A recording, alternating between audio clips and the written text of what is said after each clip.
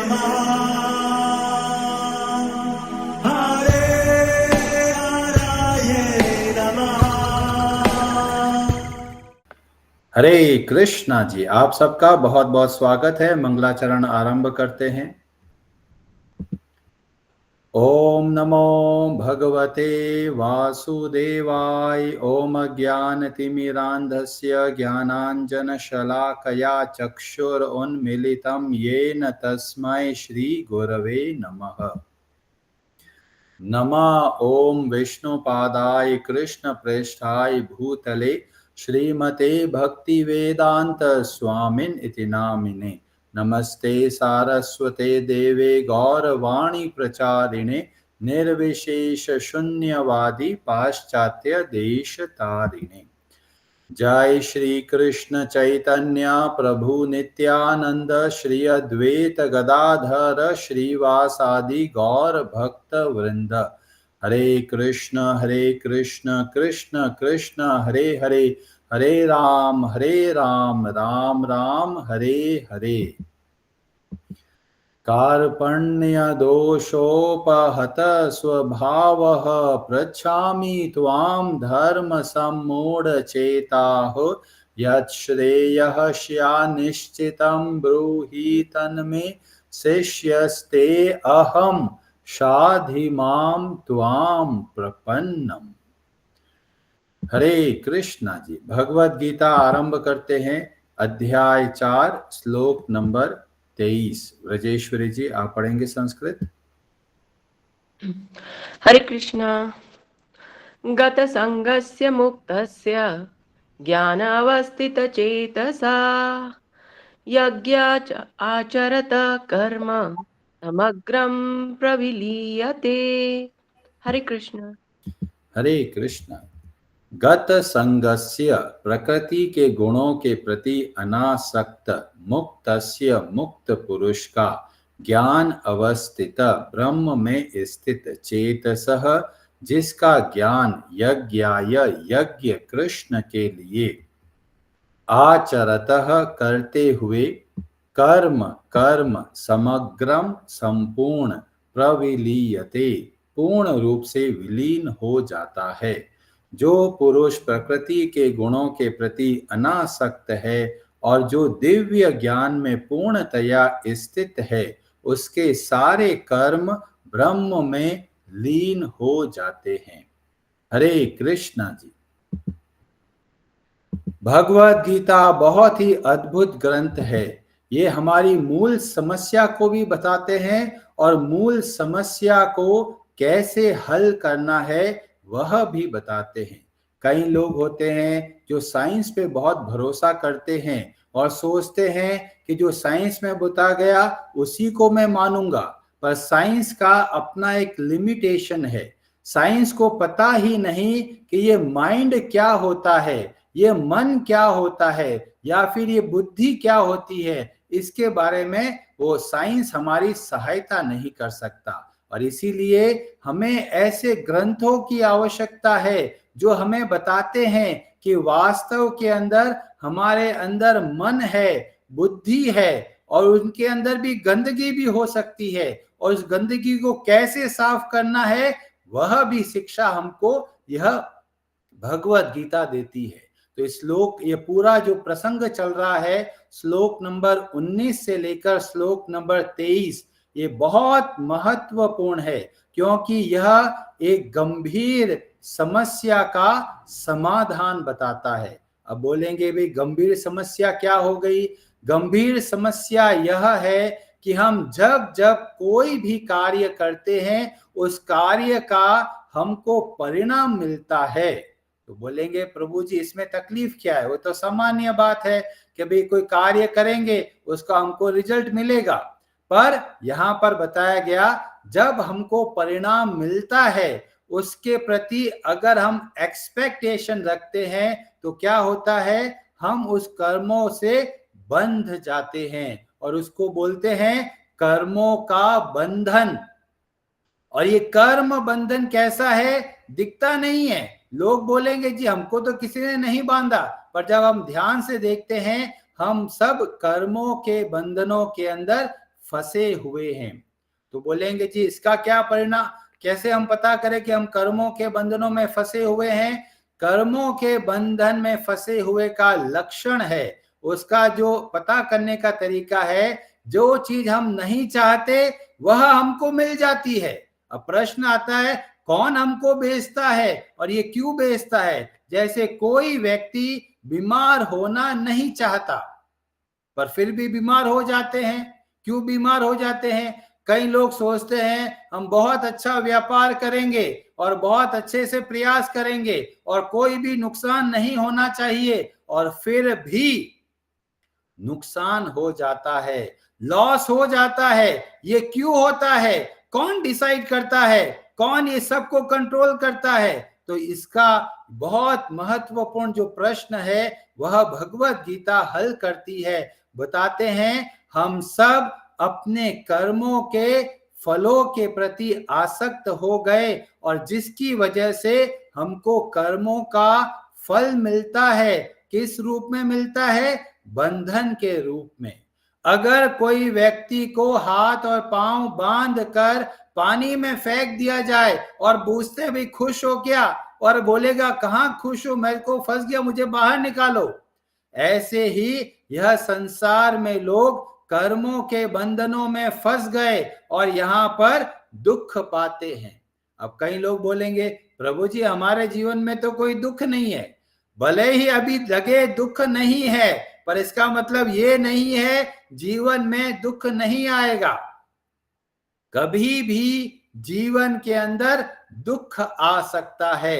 ये कैसे आता है, क्यों आता है? क्योंकि हम अपने कर्मों के फलों की वजह से यह सुख और ये दुख पाते हैं, और इसलिए संसार में हम लोग सदैव प्रसन्न नहीं रह पाते।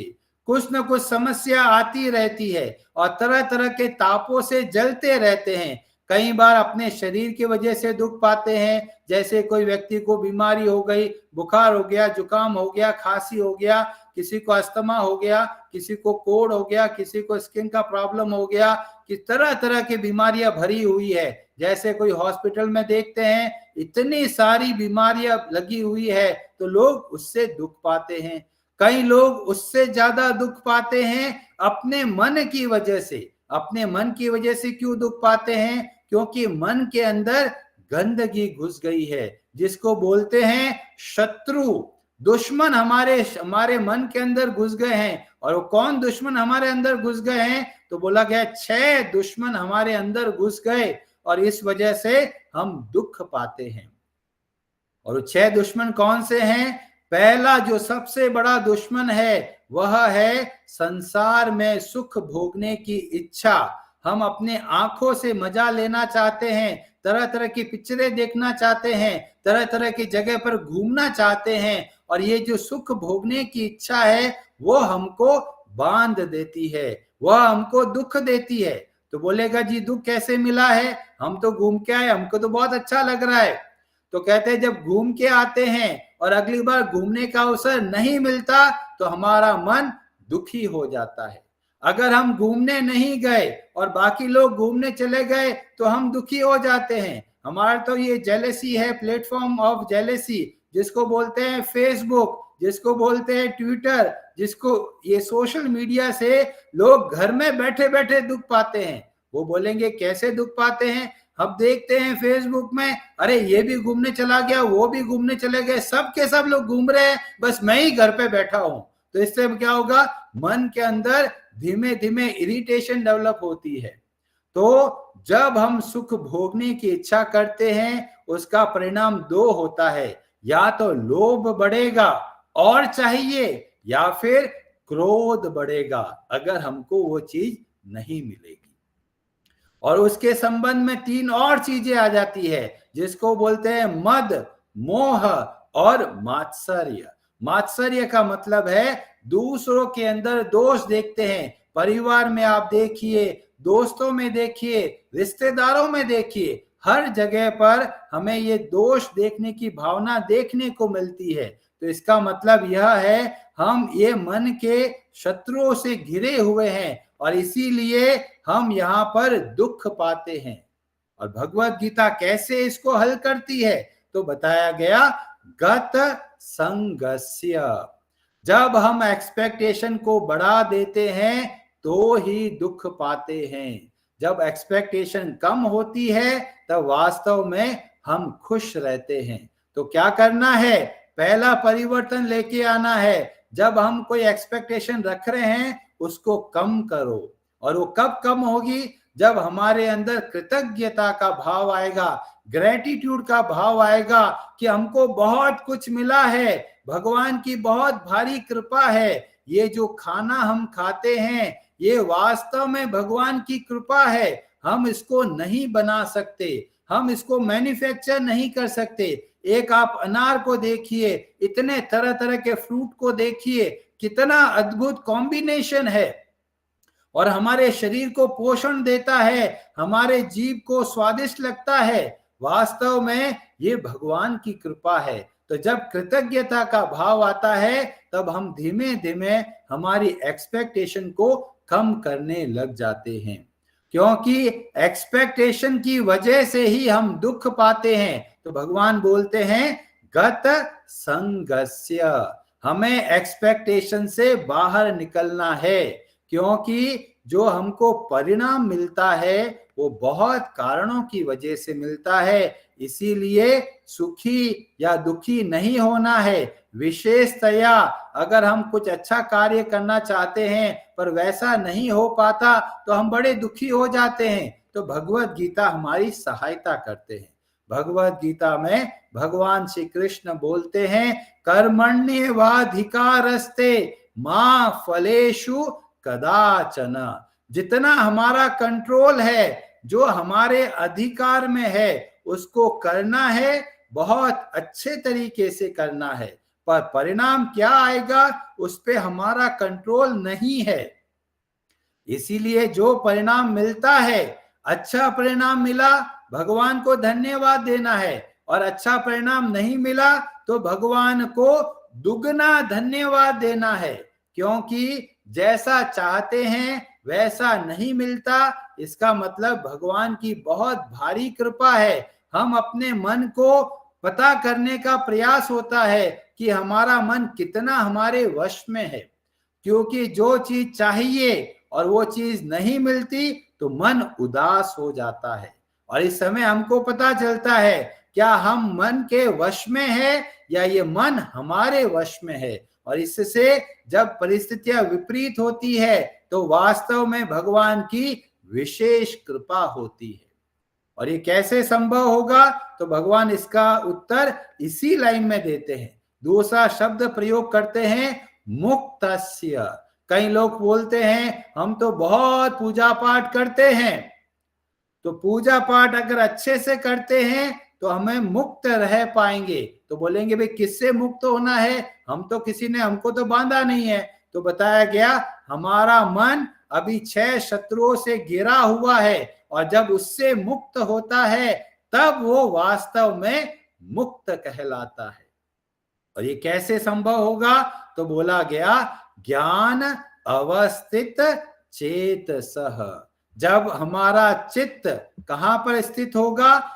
ज्ञान में स्थित होगा। अब कई लोग बोलेंगे प्रभु जी ये ज्ञान क्या होता है और इस ज्ञान को मिलता कैसे है?